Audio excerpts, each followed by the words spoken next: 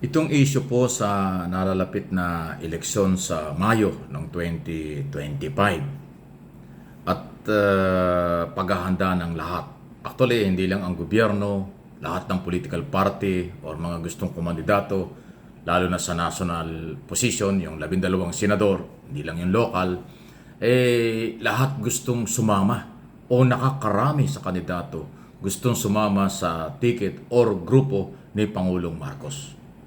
Alam niyo kung bakit? Kasi malaki ang advantage na manalo, malaki ang porsyento na manalo ang kandidato ng administrasyon sa anumang posisyon during election. Okay, ganito yan. Dahil yung sinasabing makinarya, political party, watcher, at kung ano. Nandun na yun. Kahit naman sino ang naging Pangulo nung araw pa at ngayon under President Marcos, talagang ibang ang bintahe ng kaalyado, kapartido ng administrasyon. At dahil dyan, kaya ko po nababanggit ito, dapat maging maingat si Pangulong Marcos. Marami kasing political party at mga kandidato na maaaring sasabit lang. Sasama lang sa kasikatan, gagamitin lang ang gobyerno, gagamitin lang si Pangulong Marcos para sa kailang interes na sila'y manalo. Pero malayo sa katotohanan, sa kailang mga prinsipyo base sa record, kung sila ba ay totoong maka-administration, makabayan, o talagang gustong maglingkod ng totoo. O yung iba naman dyan ay ginagamit lang ang administrasyon, ginagamit lang ang koneksyon para manalo. Dahil nga ho, tulad ng sinabi ko, malaki ang tsansa na manalo sa national position pagkaalyado ng administrasyon. May mataas pong percentage yan base sa record sa ilang dekada na ng political exercise sa bansa. Kaya ko ito'y pinag-uusapan at naging topic natin kasi mahalaga po kayo na mga botanteng Pilipino, lalo na po ang mga Marcos supporters, Marcos loyalists, o independent o yung tinatawag nating silent majority. Tayo ba ay magpapadala na basta kandidato ng gobyerno ay ating iboboto sa anumang posisyon, local at national? O tayo mismo o kayo ang mag-decide? Hindi ko mo kakampi ng Pangulo sa eleksyon ay kakampihan na natin o kapartido ng Pangulo ay kakampihan na natin sa eleksyon. Ako po magpapakatotoo lang, real talk lang tayo, dapat po hindi. Dapat suriin natin. Dahil sa ngayon, ayaw ko nang banggitin ang pangalan, yung ilan sa mga lumalabas na mga pangalan na di umano isasama sa partido ng gobyerno, hindi rin ho talaga kapanipaniwala eh. Lalo na po yung mga incumbent senador or mga dating kandidatong natalo pero gustong sumali. Di ba? Ako ang aking pong idea at opinion dito. Dapat si Pangulong Marcos ay maging matalino sa pagpili, maging maingat sa pagpili ng kanyang gustong suportahan at sasama sa kanya. Kasi sa nakaraang 2 taon, makikita mo sa mga incumbent senador ang totoong kakampi ni Pangulong Marcos o hindi. Pero ngayon, may ilan na. Meron ng ilan na mga incumbent senador, malaking pangalan, ang gustong sumama kay Pangulong Marcos para doon sa line-up na 12 kandidato. Pero kung susuriin nyo, itong mga incumbent senador or mga dating senador, hindi naman nanindigan ng pabor kay Pangulong Marcos o nanindigan para ipaglaban si Pangulong Marcos. Ngayon lang dahil mag-i-eleksyon, sumasama lang kunwari ay maka-Marcos, kunwari ay kasama sa prinsipyo at pinaglalaban. Yan po ang delikado. Kaya ingat po tayo. Ayaw ko ng pangalanan dahil maaga pa.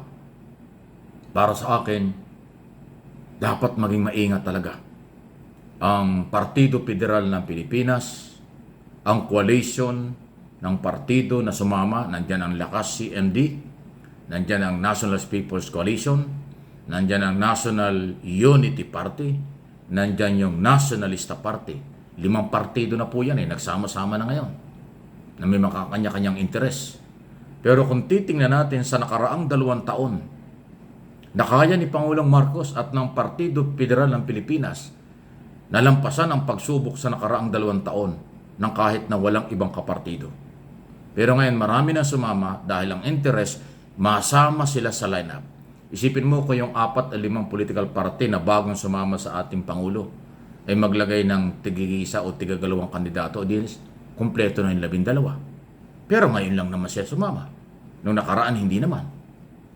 So, dapat maging aral na kay Pangulong Marcos at sa ating mga botante, sa mga Marcos loyalists, Marcos supporters, ano ba ang nangyari sa unity team between President Marcos at Duterte, Sara Duterte, noong 2022? Di ba hanggang eleksyon lang yung unity team? Galing na mismo kay Sara Duterte yan. After nyan, wala namang nangyari. Hindi naman sila nakiisa sa ating Pangulo. Ito yung iniisip ko. May mga malalaking political party at malalaking pangalan sa politika ang lumalapit sa Pangulo. Gustong masama sa lineup ng Pangulo. Baka magaya na naman ng 2022 na tinulungan ni Pangulong Marcos, unity team, pero after election, bumanat na ng bumanat yung mga hindi nanalo nakasama sa unity team. Kasama lang pala during election, after election kaaway pala. Yan ang ating panghuhugutan ngayon. Ayaw ko ng pangalanan. O sige, pangalanan natin. Di ba si Harry Roque kasama sa unity? Pero after election, bumanat ng bumanat sa ating Pangulo. Hindi ko sinabing siya isasama ngayon. Yun ay halimbawa lang at public knowledge naman.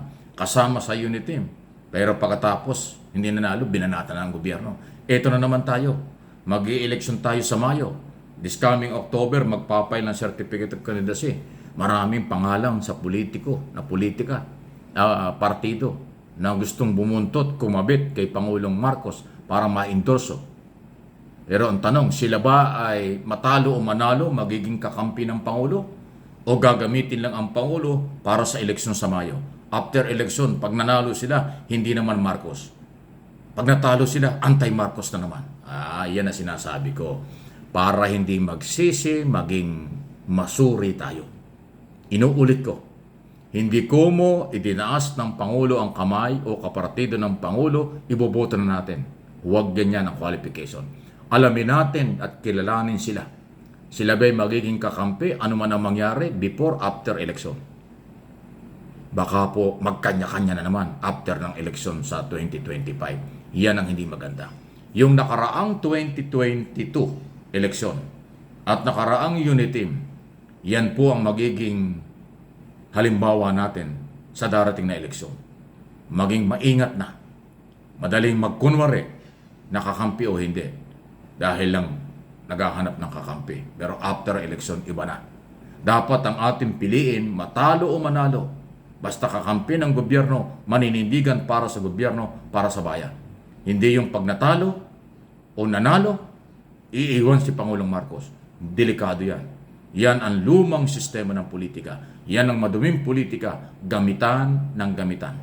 Tayong mga botante, ang mga Pilipino, huwag na tayong paggamit. Maging marunong tayo. Yung totoong susuporta sa bayan at sa Pangulo after election, ano man ang mangyari, yan ang kailangan natin.